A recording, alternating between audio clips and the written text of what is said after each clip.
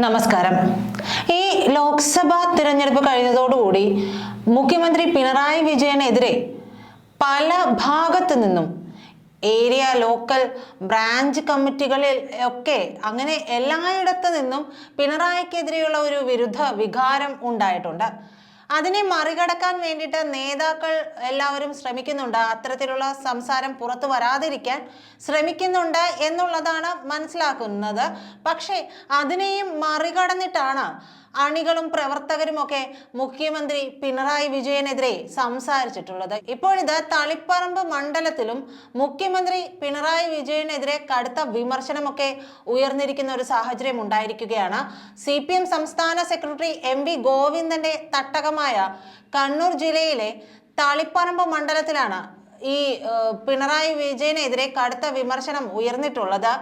ലോക്സഭാ തിരഞ്ഞെടുപ്പിലെ പരാജയ റിപ്പോർട്ട് അവതരിപ്പിക്കുന്നതിന് വേണ്ടി വിളിച്ചു ചേർത്ത് Taliparamba north local general body യോഗത്തിലാണ് മേൽ കമ്മിറ്റി അംഗത്തിന്റെ എതിർപ്പ് മറികടന്നുകൊണ്ട്, അത് പ്രത്യേകം നമ്മൾ മനസ്സിലാക്കേണ്ടതുണ്ട്, മേൽ കമ്മിറ്റി അംഗത്തിന്റെ എതിർപ്പുണ്ടായിരുന്നു. അത് മറികടന്നുകൊണ്ടാണ് മുഖ്യമന്ത്രി പിണറായി വിജയന്റെ പ്രവർത്തന ശൈലിക്കെതിരെ വിമർശനം ഉണ്ടായത്. കഴിഞ്ഞ ദിവസം അക്കിപ്പറമ്പ് സ്കൂളിലാണ് യോഗം ചേർന്നത് എന്നാണ് വിവരം. CPM Taliparamba area secretary K സന്തോഷാണ് യോഗത്തിൽ സംസ്ഥാന കമ്മിറ്റിയുടെ തിരഞ്ഞെടുപ്പ് അവലോകന റിപ്പോർട്ട് അവതരിപ്പിച്ചത് എന്നാണ് മനസ്സിലാക്കുന്നത്. സംസ്ഥാന കമ്മിറ്റി കണ്ടെത്തിയ പരാജയ കാരണങ്ങളായ ന്യൂനപക്ഷ വോട്ടുകളുടെ ധ്രുവീകരണം, അടിസ്ഥാന വോട്ടുകൾ ലഭിക്കാതെ പോയിട്ടുള്ളത്, ഈഴവ വോട്ടുകൾ ചോർന്നത്, ക്ഷേമ പെൻഷൻ കുടിശ്ശിക കൊടുക്കാത്തത്, മാവേലി സ്റ്റോറുകളിൽ അവശ്യ സാധനങ്ങളുടെ ദൗർലഭ്യങ്ങൾ തുടങ്ങിയവയായിരുന്നു മേൽ കമ്മിറ്റി പ്രതിനിധിയുടെ റിപ്പോർട്ടിലുണ്ടായ താത്വിക അവലോകനങ്ങളെല്ലാം.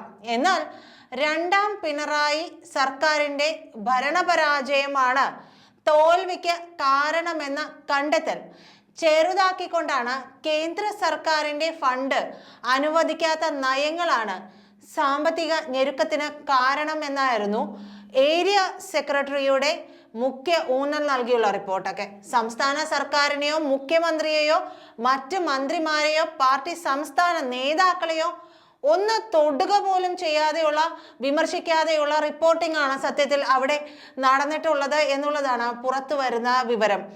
ഇതിനെതിരെ വലിയ അസഹിഷ്ണുത ആ മീറ്റിംഗിൽ ഉണ്ടായിട്ടുണ്ട്. അണികളിലും പ്രവർത്തകരിലൊക്കെ വളരെ വലിയ തോതിലൊരു അസഹിഷ്ണുത ഉണ്ടായിട്ടുണ്ട്.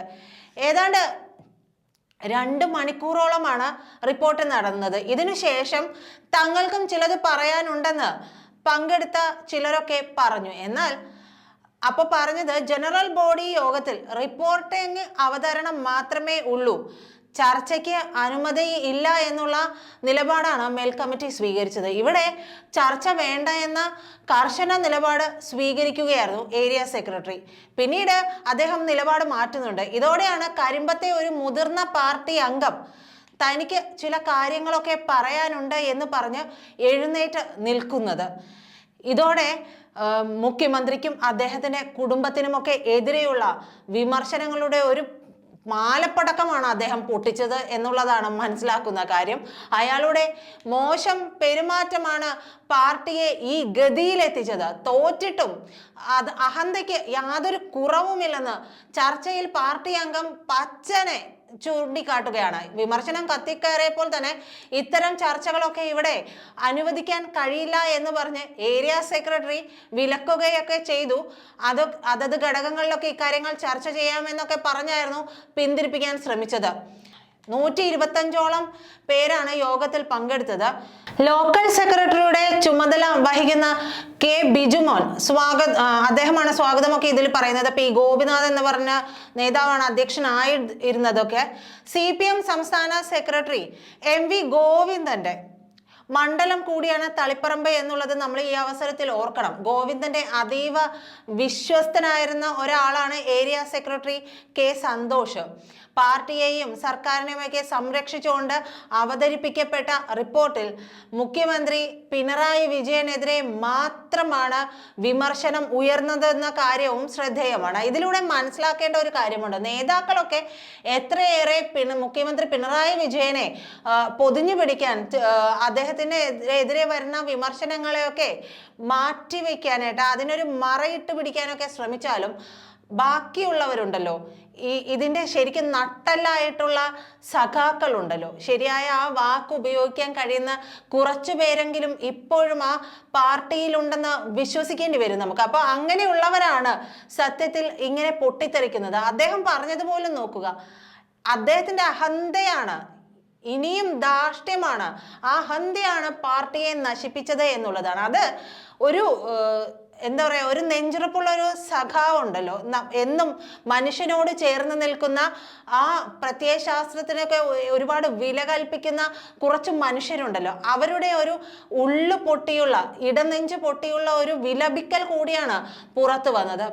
ഇത്തരത്തിൽ പോവുകയാണെങ്കിൽ പാർട്ടി തകർന്നു എന്നുള്ളത് മറ്റൊരു കാര്യമാണ്, വാസ്തവമായിട്ടുള്ള ഒരു കാര്യമാണ്. പല സ്ഥലങ്ങളിലും വിഭാഗീയതയൊക്കെ ഉണ്ടായിട്ടുണ്ട്. ആ വിഭാഗീയതയ്ക്കൊക്കെ കാരണമായിട്ടുള്ളത് മുഖ്യമന്ത്രി പിണറായി വിജയൻ തന്നെയാണ്. കാരണം മുഖ്യമന്ത്രി പിണറായി വിജയനെ സപ്പോർട്ട് ചെയ്യുന്ന ഒരു പക്ഷം, പിണറായിയുടെ ഈ അഹന്തയ്ക്കും ധാർഷ്ട്യത്തിനുമെതിരെ നിലകൊള്ളുന്ന മറ്റൊരു പക്ഷം എന്ന നിലയിലേക്കാണ് ഇപ്പോൾ കാര്യങ്ങൾ പോയിരിക്കുന്നത്, വിഭാഗീയത ഉണ്ടായിരിക്കുന്നത്. അപ്പോൾ ആ പ്രവർത്തകന്റെ കരിമ്പത്ത് നിന്നുള്ള ആ സഖാവിന്റെ നെഞ്ചുപൊട്ടിയുള്ള ഒരു പറച്ചിൽ, അതിനെ മുഖവിലക്കെടുത്തില്ലെങ്കിൽ അത്തരത്തിലുള്ള ഇടനെഞ്ചു പൊട്ടി വിലപിക്കുന്ന ഒരുപാട് സഖാക്കൾ ഈ പാർട്ടിയിലുണ്ട്.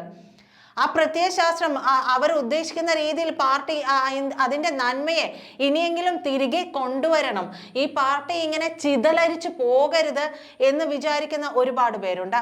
അതിനെയൊക്കെ ഗോവിന്ദൻ ഉൾപ്പെടെയുള്ള ആളുകൾ പിണറായിയുടെ പണം പറ്റി നിന്ന് കഴിഞ്ഞിട്ട് ഗോവിന്ദൻ ഉൾപ്പെടെയുള്ളവരൊക്കെ എത്ര പൂഴ്ത്തി വെക്കാൻ ശ്രമിച്ചാലും ഇതൊക്കെ പുറത്തു വരും. കാരണം ഏതെങ്കിലും ഒരു അവസ്ഥയിൽ ഇവർക്കിത് പൊട്ടിത്തെറിച്ച് പുറത്ത് പറയേണ്ട ഒരു സാഹചര്യത്തിലേക്ക് മുഖ്യമന്ത്രി പിണറായി വിജയനും പിണറായി വിജയന്റെ ശിങ്കിടികളായിരിക്കുന്ന MV ഗോവിന്ദൻ ഉൾപ്പെടെയുള്ള നേതാക്കളൊക്കെ, വാലാട്ടികളായിട്ടുള്ള നേതാക്കളൊക്കെ ഈ കാര്യങ്ങൾ കൊണ്ട് എത്തിക്കുന്നുണ്ട്. അതുകൊണ്ട് ഇതിനെയൊന്നും മറികടക്കാൻ പറ്റില്ല. വരുന്ന നിയമസഭാ തിരഞ്ഞെടുപ്പിന് മുമ്പ് പാർട്ടിയിൽ ഒരു ഭൂകമ്പം തന്നെ ഉണ്ടാകാനുള്ള വലിയ സാധ്യത ഈ പൊട്ടിത്തെറികളിലൂടെയൊക്കെയുള്ള സാധ്യത കാണുന്നുണ്ട്. പാർട്ടിയുടെ ഒരു രീതി അനുസരിച്ച് അവർ പറയുന്നത് സ്വാഭാവികമായിട്ടും ഇതൊരു ഒറ്റപ്പെട്ട സംഭവമാണ്. അല്ലെങ്കിൽ തന്നെ എന്താണ്, എപ്പോഴാണ്, എന്നാണ് പാർട്ടിക്ക് ഏത് സംഭവം ഒറ്റപ്പെട്ട സംഭവം അല്ലാതെ ഇരുന്നിട്ടുള്ളത് എന്നുള്ളത് ഈ നാളുകളിലൂടെയൊക്കെ കടന്നു പോയിരിക്കുന്ന കാര്യങ്ങൾ ആലോചിച്ചാൽ, ചിന്തിച്ചാലൊക്കെ നമുക്ക് മനസ്സിലാക്കാൻ കഴിയും. അതുകൊണ്ട് ഇത് ഒറ്റപ്പെട്ട സംഭവമൊന്നുമില്ല. ഇന്ന് ഇവിടെ പൊട്ടി, നാളെ അവിടെ പൊട്ടി, അവസാനം ഇത് തിരഞ്ഞെടുപ്പിന് മുമ്പ്, നിയമസഭാ തിരഞ്ഞെടുപ്പിന് മുമ്പ് ഇതൊരു കൂട്ട പൊട്ടലുണ്ടാകും. അതോടുകൂടി ഈ പാർട്ടിയുടെ അവസ്ഥ വളരെ പരിതാപകരമായ അവസ്ഥയാണ്. ഈ പരിതാപകരം എന്ന് പറയുമ്പോൾ നിങ്ങളിപ്പോൾ ഉദ്ദേശിക്കും, ഇതിൽ കൂടുതൽ എന്ത് പരിതാപകരമായ അവസ്ഥ CPM പോലെ ഒരു അടിസ്ഥാന തൊഴിലാളി വർഗ പാർട്ടിക്ക് ഉണ്ടാകാനാണ് എന്നുള്ളത്. അങ്ങനെയല്ല, പൂർണ്ണമായിട്ടും അതിനെ ഒരു ഇല്ലാതെയാക്കുന്ന അവസ്ഥയിലേക്ക് ഈ നേതാക്കളും പിണറായിയും ചേർന്ന് കാര്യങ്ങൾ എത്തിക്കുമെന്നാണോ ഉദ്ദേശിക്കുന്നത്? നന്ദി.